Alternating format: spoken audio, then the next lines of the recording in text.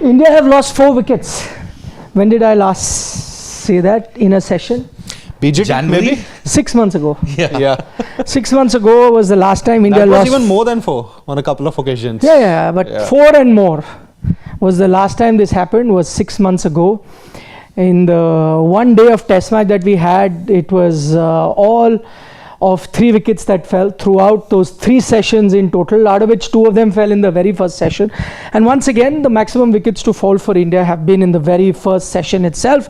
They started with 3 down, now 7 down, having lost 4.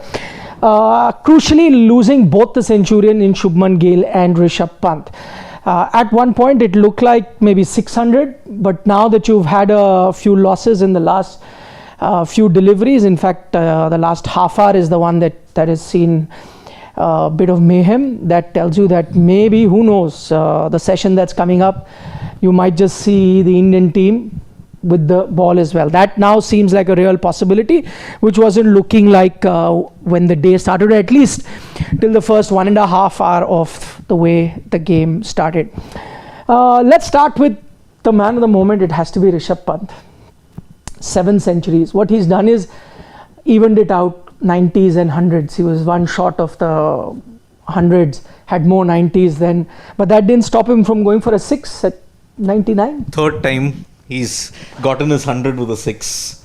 Sachin's hit the most, I think. 6 times he's hit 100 with a 6. Yeah. Rohit Who would have done it thought? 3 times. Who would have thought? Sachin. And we always associate, someone reaching 100 with a 6, Virender Sehwag.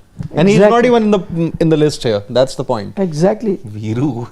He would get, because he would score big, na. He'd get the 300. 300, 200 with the 6 and all that. That too of Saklain, if I'm not wrong. Saklain, he got it. And I think even of... Arshad Khan. No, not Arshad Khan. Not Arshad. He got a 6 of Shoaib Akhtar, if I'm not mistaken, that 100 in Multan. But yeah, Rishabh Pant and that celebration yet again, back-to-back 100s for him in England. We talk about back. I am really concerned about his back. I hope he does not do any kind of damage, when pulling off that celebration, because he has to, do the wicket-keeping duties too. It does look a little... I think it does look a little scary. I'm not going to deny that. No. He wouldn't do it if he wasn't confident of it. If he wasn't sure that this is something that he can pull off. I'm sure he must have done it 100 times in fun, in humor, in practice sessions, otherwise with friends. Only that he's now 100% confident it's not going to do major damage to him, would he be doing it. But what he's done is made this celebration his very own. I mean, now people will... I was listening to a few English fans on social media who are not accustomed to seeing this. I mean, they watch prim and proper test match cricket, and while they enjoyed the first half of his celebration where he took out his helmet, thank God and everything, and suddenly the second half of celebration actually came as a bolt for the blue for English fans. I mean, typically the reaction was still clapping. Now here's this guy who's excited, doing T20 level celebrations, doing his somersault, but their celebrations were very English-like, just a round of applause, maybe some people standing, but just a round of applause, no whistles, no screaming like you see in India. So there was a mismatch in the reception that he got and the way he celebrated. That's not to say that they did not enjoy the 100, they clearly did. Not just Indian fans, I saw English fans also really applaud the way he batted. But yeah, his style of celebration was a bit difficult to digest for the prim and proper English test cricket fan that had turned up at Leeds. They will struggle to digest a lot of things from this team anyways, the English fans, whatever you look at it. But then see, Rishabh Pant, blockbuster, box office, as always, gets a life on when he missed the Jamie Smith, his England rival, missed a stumping. Nicely set out. I thought, wow, Bashir has done really well. Jamie Smith only fluffed his lines. He thought initially the bat would hit him because the bat had slipped from Rishabh Pant. But then... just missed his helmet. Yeah, but the way how he hit the 6, the celebration, and... yeah, I mean, look at it. Back-to-back 100s now in England for him. 2022, Birmingham hit that 146. Now he's got a 134. In between, he had an IPL 100 also. Last game that he played in. So yeah, you're going to see more celebrations from him in this way because England is a venue where he's enjoyed 300s. He's got here now. Only keeper, by the way, to ever hit 300s against England in England. No, I think in terms of records, all wicket-keeping batting records, like wicket-keeper batter records for India will be held by him in Test match cricket. Most away runs now, he's clearly ahead. Hundreds, everything. I think in the history of Indian cricket, he's the greatest wicket-keeper batter in Test match cricket, without doubt. Yep. And I am taking Syed Kirmani, Farooq Engineer, MS Dhoni into consideration, all of whom were quite capable batters and wicket-keepers. Despite that, he is a notch above. He's doing what no other wicket-keeper batter has done in Test match cricket. White ball cricket is a different thing where he'll struggle to maybe go past an MS Dhoni throughout his career. I feel so. But in Test match, I think he's already ahead. So whatever he does now will be a record, at least an Indian record. Don't know whether he'll make world records. For that, he'll have to contend with someone like an Adam Gilchrist at the world level if he has to do. But he's already matching. I mean, I know it's big shoes to fill, but in terms of impact, he's for an Indian wicketkeeper, so he's undisputed number one. But globally as well, the kind of impact that he's had. Imagine he's changed. See, it's not. I'm just trying to think. It's not easy. Two things that really came to my mind when I saw him get to that 100. One, and I know we've said it many times, but it just crossed my mind again. His career almost ended, but 2 years ago, for that crash. December 27th. And now that I think of it, and now that I see this inning, and I'm like, I'm also thanking God that, thank God you saved him. Not saved him per se, but saved him and his career. Like, not give him an injury that probably, put in full stop to his career, because had that happened, we would have all been robbed of what we are seeing right now. So, I mean, that's the first thought that crossed my mind in terms of, what he has done. And the second thought, no matter what you say, he was under the pump. He's been dropped off the ODI team. He has been under the pump for T20 performances. Just finished an IPL where he was probably the most trolled, or one of the most trolled player in the entire IPL. He finished the T20 World Cup, and even in T20 cricket, he doesn't know whether he'll get a spot or not. So his immediate future was looking bleak. And the one format where he excelled in, he did not have the best series in BGT, where he made more headlines because of commentary comments and things like that.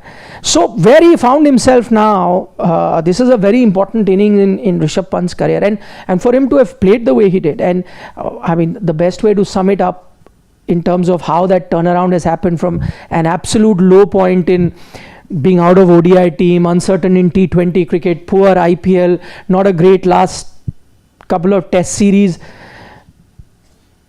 The stupid has turned into sensational. Yeah, whatever. That's superb. Oh, okay. Superb. But the words, I think, that the commentator spoke when he got to the 100, it was, I think, lovely. No. I think he used that. I think it was, Harsha was there, Sunny was there, and who was the other? And I think Stuart Broad. Harsha used lovely. They showed that visual again. That's why I can recall that. Yeah. Or but maybe I think the cartwheel was lovely. The shot, the 100 maybe was superb. Yeah, maybe.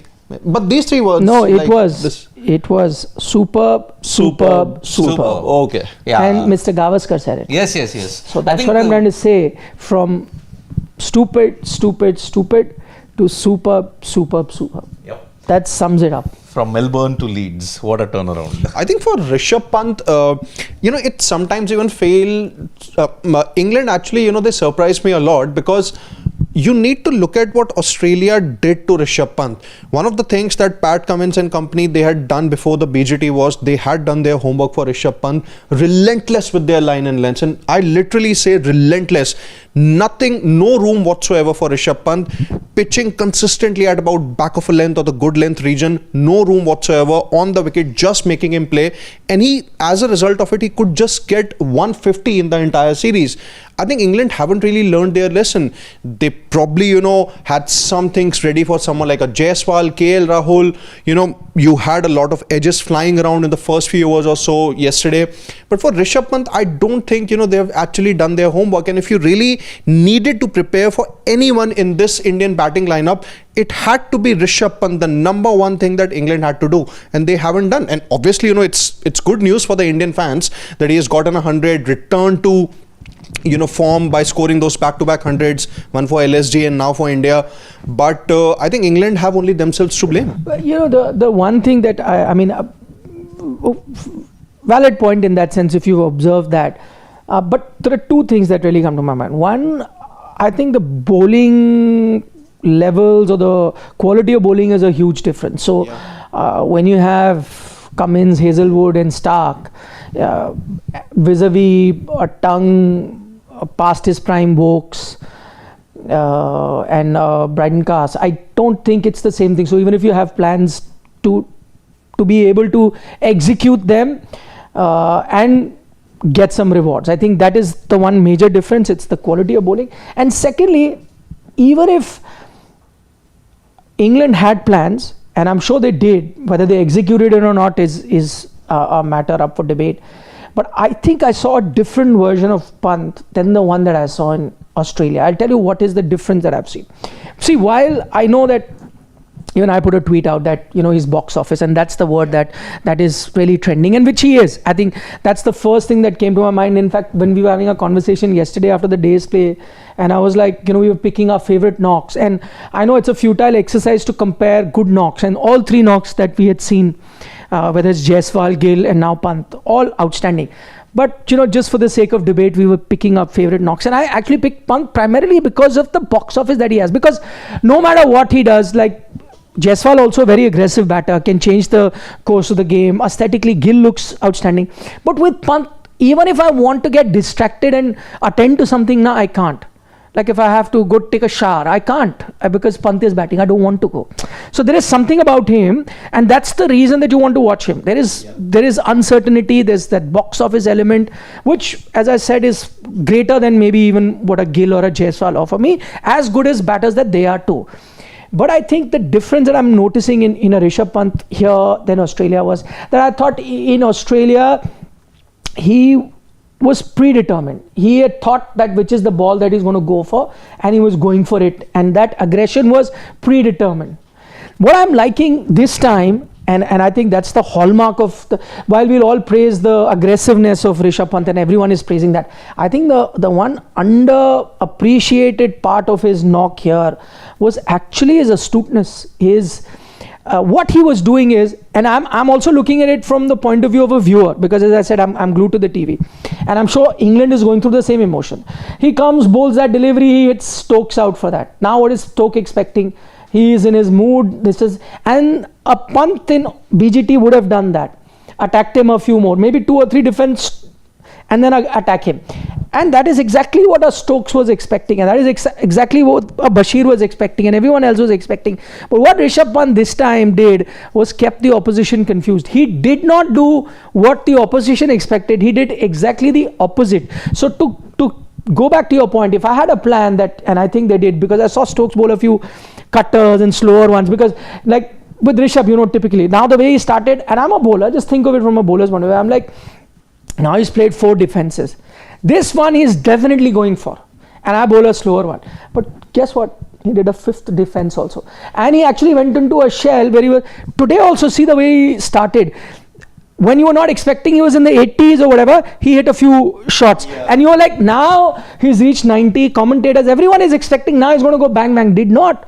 From there till 99, just went with defense. So what what I'm saying is that what he was doing is that rather than being predictable, which now everyone has figured out that he's an aggressive guy, he can't hold himself back, he has to attack, that's his natural game, he likes to entertain this and that, so I'm waiting for it, he'll hit one. He didn't do it. He said, what you are expecting, now you're expecting me to hit, I'm going to hit. I'm not going to hit, I'll keep defending. And then when you go into that comfort zone saying, I don't think he's just playing with us, he's not going to hit, and suddenly you'll see one shot that will come, which will be an aggressive shot. So I think what he did was confuse the opposition, and that's why I'm saying that we praise him for his aggressive nut, but we are forgetting that he's got an astute test batter's mind as well.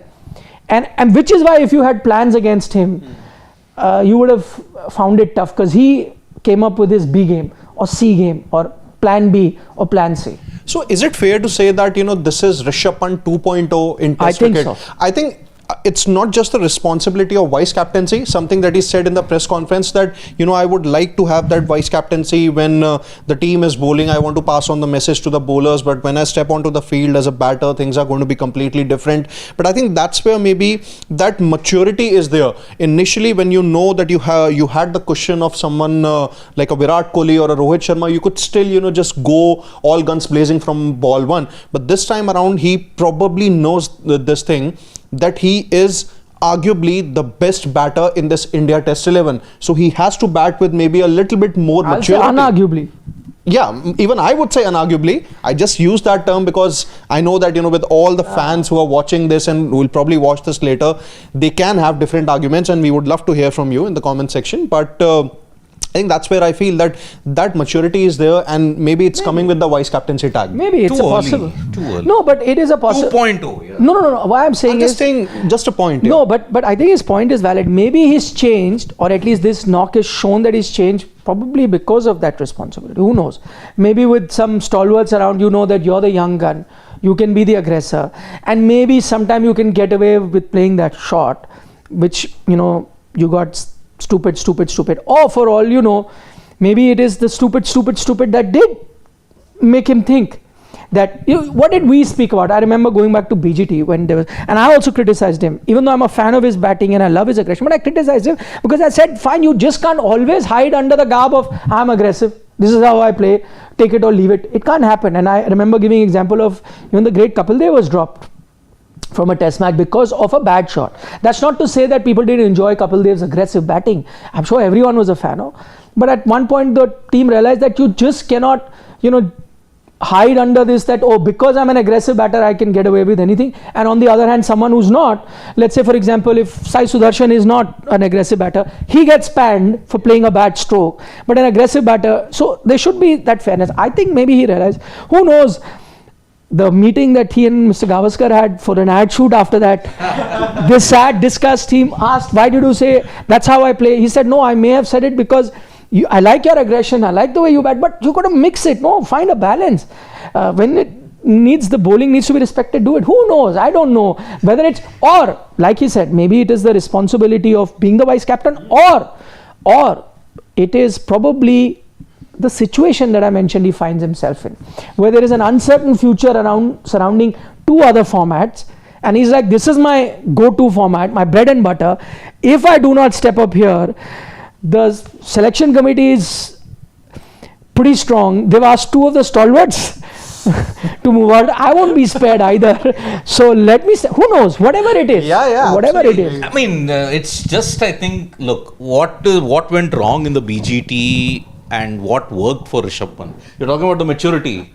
He didn't play copybook. Let's be one thing very clear about it. He tried that same. He tried that scoop. He tried several At least he was audition shots. leaving deliveries. No, That's the see, point. I'm saying there he was but I'm saying without those shots, he will not be a Rishabh Pant. So he needs to maintain his identity when it's needed, not every time.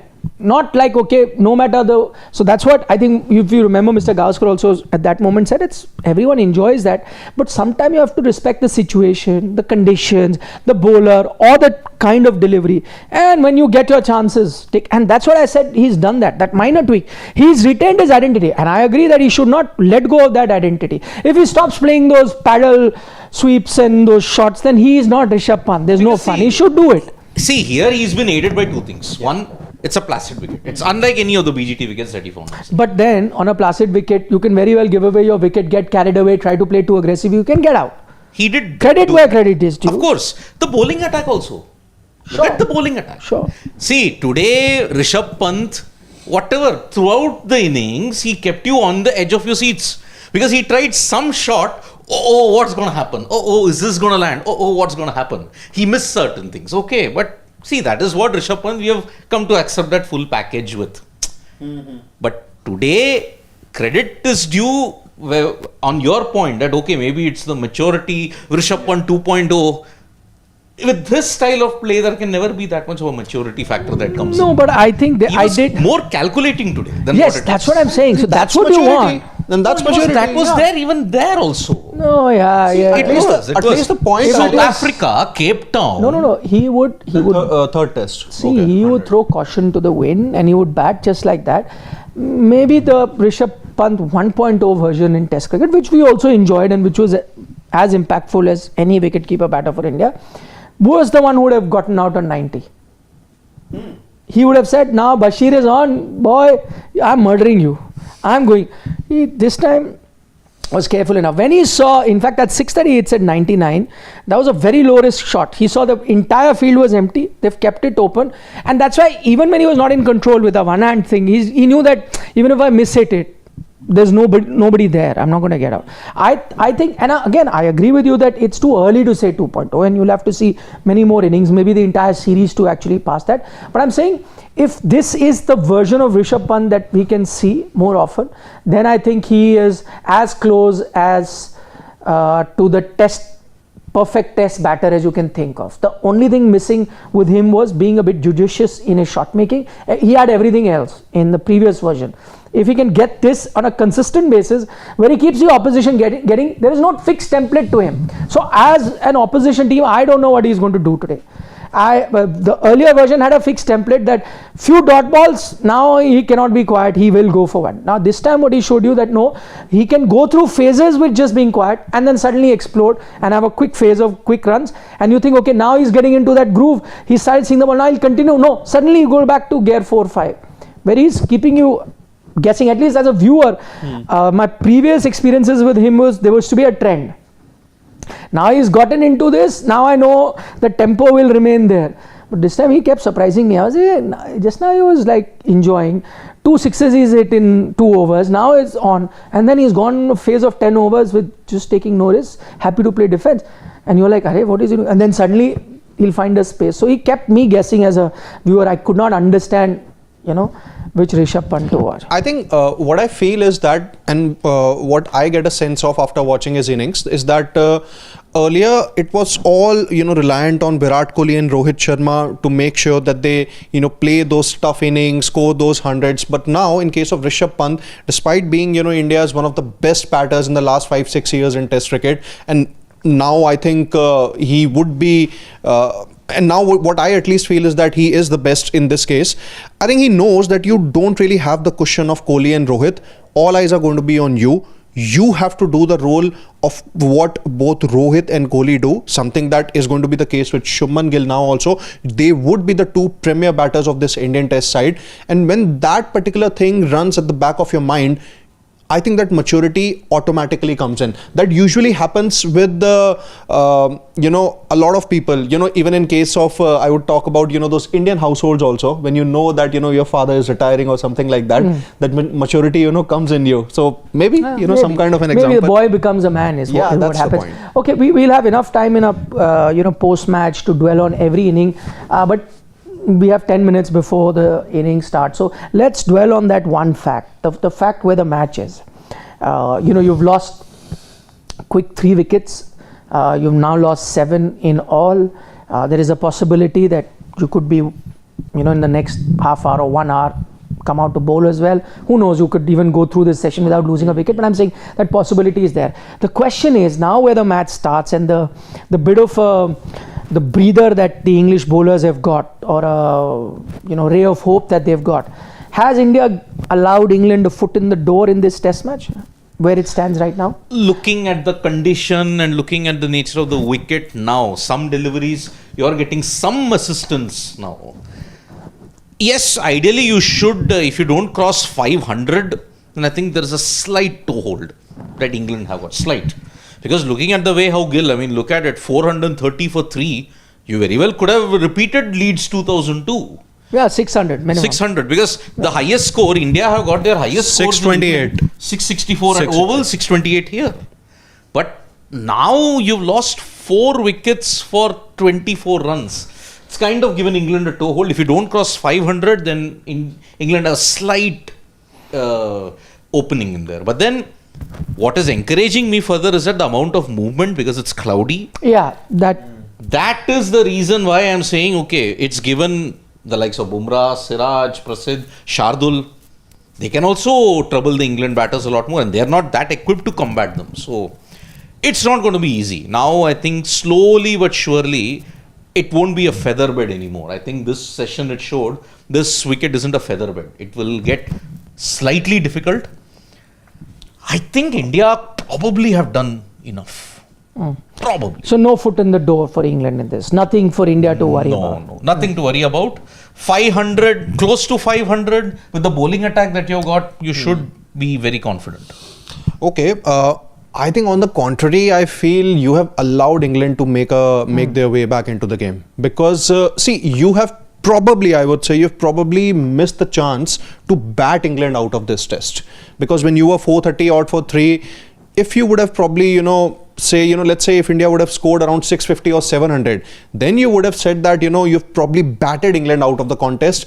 If you score around 500, 520 odd, then still you are in a strong position. But what this means is that you might still have to bat again. Had you maybe scored around, had both maybe Gill and Pant went on, or maybe Karun Nair would have scored those crucial runs, things would have been different. But I think now you've probably allowed England to make their way back into the game, and despite all the cloudy conditions, I think this is England know the conditions well, so they can still score. So yeah, even I that's agree. the point. I think you've allowed them a foot in the door. I'll tell you why. Because you had now the opportunity, especially with the first 320 odd for 4 they were 430 for 3 they were. Yeah, 430 for 3 at that moment. I think you had a perfect opportunity of eliminating one result out of this test match. That was an England win. You could have eliminated it had you piled on 620, 630, which looked very realistic at that time. In fact, even by conservative standards, you would have said give them 620, 630, 200 runs with 7 wickets in hand on a pitch like this. You would have given them. Once you had got that 620, you would have eliminated one result that you can't lose this match. At best, England will have to bat really well to eke out a draw, or you'll put them under pressure, whether it is go in for an innings defeat or follow on or whatever. You'd have to think in those terms. Now what you've done is you've allowed England to think in those terms, whereby allow them even to think of a win. I'm not saying that England can pull it off, it's going to be a mountain, but let's say if you get them out for sub 500 and it's only a day and a half, right? You have good 3 more days to bat. Just bat. If it is indeed a flat pitch as we're expecting, and then if England then pile up a 700 or 680 sort of a total, then they eliminate one result of them being out and put you under pressure for that last inning and the final chase, pressure, all of that. So I think in that sense, I think this is a very crucial phase that happened, which has given England some hope. Otherwise, what India should have done is, had they batted this session, I would have liked them to have batted the next session and maybe even the final session 1 hour, by which time you would have been 600 plus easily and you could have declared, and no way you were losing that game. 3 days left. Even if England had to do something, they would have had to bat about 2.5 days from there, and you had to bat half a day at best, I'm saying. So there's no chance. Plus they wouldn't have got any lead. They would have had to just 600. You would have eliminated that. So now you allowed them some. Not to say that I still think India are far ahead in this game than England is. We keep talking about it being a flat pitch, but you have to get runs, right? India has done the tougher job. And you're right, India's bowling is far superior than England. I think the whole test series, when I was looking at it, it was only India's batting that, had me worried. I was like, if India keep getting runs, then I think they'll be safe in the series. But the problem was, will they get runs? And now that they've got runs, so I don't think they were worried, but they've allowed England a foot in the door. How this match pans out, again, it's a long way to go. We're just about not even a day and a half yet. It's about 1 quarter, 1 day and a quarter. So too early to say, but I have a feeling that it'll be a run fest. I think England will also pile on the runs. It'll just be about, you've got 3 centurions, we've got 3, or we've got 4, or we've got 2. It's that competition only. How many centurions you got, how many we got. I think that's sort of a test match. If you get bowled out for say around 470, 480 odd, I would clearly say that India are about 100 runs short. Because you score anywhere about 580 or 600, then you would have, like I said, you would have batted England out of this test. But that's not really happening. See, again, if this wicket is anything to go by, if England bat well, then it's giving me 2014 Trent Bridge vibes. Remember, in that particular game, India made about 480, if I am not mistaken. Murli Vijay hitting 100. I think Stuart Binney scored that 90 Stuart odd Binney in the scored second 78, innings. if I am not mistaken. But England also responded. And the match petered out to a draw. But you got rain, you got even cloud cover that's coming up in the next session also. Yeah. How come rain is coming? 6 months it's not rained there. Suddenly this test match happened, rain comes. Final session and Sunday. That's what they're I'm saying. not sure. But I'm not sure of England weather because even the experts there get it wrong. Fickle, yeah. That's why I said 6 months it's not rained. Now the first test match is happening there and it'll start to rain. in those 5. I'm not okay. Yeah. Let's quickly dive into a few questions before the next session Crystal starts. Days from the UK saying Rocco missed weakest England bowling plus few hundreds on belt. Weakest England bowling, I'd have to agree. Yeah. And even if, But I Archer... must question England also. Just a thought. Again, from looking at from England's point of view, your best bowler was Ben Stokes. He didn't even start till the longest. The first 40-45 minutes you've allowed them to get set. From there you're chasing the game. If I was Ben Stokes, he was their best bowler. I know that he needs to balance his workload, but you've had a night's rest. The ball is still new. It'll do a bit. Any bowler out of all of the bowlers that they had who was getting the ball to do something was Stokes. At least start on with it. Now you get two quick early wickets, you never know. Then the rest of them can have breakthroughs. I was baffled by Stokes not starting. He's been the best bowler, and that's where it's showing that experience counts. And even if, they have the likes of Archer coming in from the second or third test, I would still, say this thing that this is the weakest England bowling attack. Yeah. Because Archer is not Also the same from bowler. injury, Wood is saying they're coming 5th test match. By the time series would be, I don't know where it is, done, dusted. Look, if this is the warm-up for the Ashes, it's not a good warm-up for them. No, but I Honestly. think they will see for the Ashes they'll have Wood, Archer, everyone ready. But Archer has signed a full deal for Big Bash League. That's also a point. No, but I think and Ashes, it takes place at that time. Oh, the Big Bash goes on for I don't know how many months. Yeah, December to Jan, that's it. But Archer, the test bowler, is done. His injuries are so... Yeah, but he's better than a tongue and a Bryden Cast. Yeah, come on. No, but Any day. lacks the potency that he showed in 2019. Agreed, but I 2020, still, if I'm Ben Stokes, I'll take a Archer, then a tongue or a They're missing Bryden a Cast, Wood. any day. They're missing a Mark Yeah, Wood. but Wood is not coming before the 5th test, is what I heard. So Stress fracture on his back. yeah. Vishal Panchal from the US is saying, Test cricket needs Pant-like character. Amazing. Indeed. Shubham Garg, did you see the Nasir/Karthik discussion? India will miss Kohli, not the batter, but the guy who kept their shoulders up 10 minutes before day end. Big onus on Pant/Gill.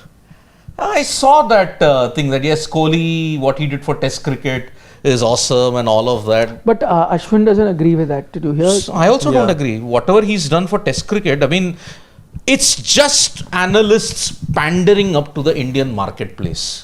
That, oh, he's done so much. There have been so many others who've done Did so you much. hear what Ashwin said? He said, what is this? Cricket is bigger than anyone. Yeah. Exactly. It survived with anyone, without anyone. Nobody has done cricket any favor. Agreed. That's what Ashwin said. 150% agreed with Ashwin. But he didn't have to say it like that directly.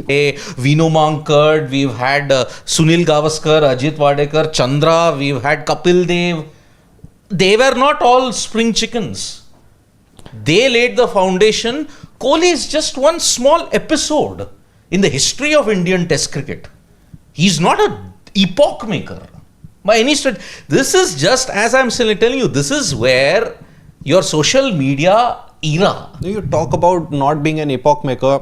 If multiple WTC wins would have been there, then maybe he would have been that. And honestly, No, but I'm saying, let's say, just extending it, and let's leave Kohli out of it, because then that emotion come and then the fan army start. Let's take Tendulkar for that example, and his contribution, cannot be overstated. He did so much. So my point is, and I think what Ashwin was trying to say, that even if a Sachin did not happen to cricket would have still carried on, and cricket would have been popular, and you and I would have still watched it. So his point was that to say that a player, whoever, whether you win WTC or not, that's immaterial. Whether you were there or not is incidental. yeah. Sport would have been there anyway. Ashwin is not thinking like the Indian ethos. He's thinking like what others are outside of India. And it's fair. It is absolutely fair. Yeah. I mean, We are making too much of a hula ball. That's why I said we are a nation that loves cricketers. We are not a nation that loves cricket. It's evident by all of these things. We love only cricketers. And that's what it's been for decades. That's how we have never evolved as a fan base. Never, in that sense. Danush has a comment that great performance by Pant. He has been India's best test batter in 5 years. Booked his place in playing 11 2026 T20 World Cup and the ODI World Cup in the succeeding year. As we always mix formats, I don't think, maybe any one of us from this panel has said this thing, that with this kind of a knock, he has sealed his place in the T20 World Cup or ODI World Cup. Yeah, I think it's, we've just said that, Test cricket is the only format in which he's assured of a place, and the other two, it's completely different. No, that takes me back to when the whole thing was happening for captaincy. I remember we were unanimous in our pick of Rishabh Pant as the captain. We had all picked, and that time also people said, that time IPL was on, and I said, IPL, leave IPL aside, maybe he won't even make India's T20 team. It's a possibility, but in test match, eyes closed, he's the first name I'm going to write on the team list alongside Jasprit Bumrah. One, because he's a wicket keeper and you definitely need a wicket keeper, and then the batter. He is your best batter. Yeah. Best batter and best bowler. Eyes closed. Vishal Panchal from the US is saying, Test cricket charm is variety in pitches. England's recent flat tracks are killing the contest. We don't want dull roads everywhere, truly disappointing. That's how baseball is surviving actually. Exactly. They thrive on flat and fast wickets. But be careful, this could look all silly if India run through the English batting lineup. Then all of this will look silly. Exactly. Yeah. And then the whole thing about, look at these young guns are nothing, they're only getting runs because of flat track, that will also go out. That will also go out. That's why I'm saying these hundreds that they have hit, I'll have to really hold on to it until 24th. Because if the test match ends up as a feather bed and it's a draw, what do you do then? So, in that sense. Deepthi, how do you know Gill took Sachin advice since ST credits Sachin for Gill? Firstly, first statement is wrong. Where Gill has made a technical adjustment. But when did we say that Sachin? That's what Sachin Tendulkar in an interview stated, that you have to play well off the front foot. Yeah, but did anyone say that Gill has benefit? I didn't say. You neither did I. He has done a technical adjustment in that. Yep. Yesterday, in a very casual, fun manner, we discussed what if, and in fact, I pointed out, how would he have known this? He wouldn't have even read the newspaper. Yeah. But again, that's the problem. He had a dinner with VK. He has to get in, he or she has to get in a VK in it. Gill also mentioned he had discussion VK in He IPL. may have. We don't know, again, but just as much as chance of him picking up from VK or whatever. But interestingly, let's be fair, Gill said that he spoke to both Rohit and Virat about, test match, leading a team, all of that. And if it's helped him, why not? Yeah, passing on the knowledge is needed. And I'm sure it's not one person who's responsible. Then Yuvraj Singh will also say that I spoke to him. Yeah, whoever gives the knowledge, this is the thing. This kind of comments are a big problem for me, honestly. Who gives the knowledge? In the end, Gill has fallen for a duck. No. Knowledge, the 100 people would have given him. His dad also would have told him what to do on the day. In the end of the day, you have to do. You have to perform. Exactly. Knowledge everyone takes with them, advice everyone takes with them. Credit to the person who executes it. Why is it so easy to call someone overrated after just one failure? And that's what Sid is saying, that Karun Sai, they are overrated, and Sarfaraz Khan, he hasn't really gotten any chance to be a part of this squad. I think it's just one innings. Either of them or maybe both of them score a 50 or 100 in the second innings, and what would you say? That they are not overrated? They have been given their due this time. So I think it's too early to make these kind of comments. And even when I said that it's a Rishabh Pant 2.0, it's just a feeling here. It's not necessary that has taken place. It could be the start of something new for Rishabh Pant, the test batter. June and your feelings, I really have to be cautious about it. No, but there was a time when you did come to me and said, Gulati, your prediction could come true. Yeah. Could. I didn't say it will come true. Could. Big difference. So in that, Karun Nair, 8 years he waits. He drives a full delivery, good catch. And Sai Sudarshan, 2 ducks, 2 very painful journeys in that sense. So, we have begun the second session still. Let's see how much India can eke out the lower order. How And much? the new batter is Jasprit Bumrah. And I'll leave you with a bit of trivia here. That the last time Jasprit Bumrah played a test match in England, he scored 35 odd runs of Stuart Broad in that match. The fifth test of the series that took place in 2021. But that fifth test had to be shifted to next year due to the COVID thing that happened. And that is still the most runs by a batter in an over in cricket's longest format. Yep, it is. So, yep. Let's see how much can India eke out. Can they get to 500? We'll be back for that. Let's see. And we'll be back for the tea session as well. How much do you think they'll get? 480. 520. 520. 499. Oh, 499. Oh no. Okay. Yeah. Okay, see you guys. See you. Tea time. Or innings break. Yeah.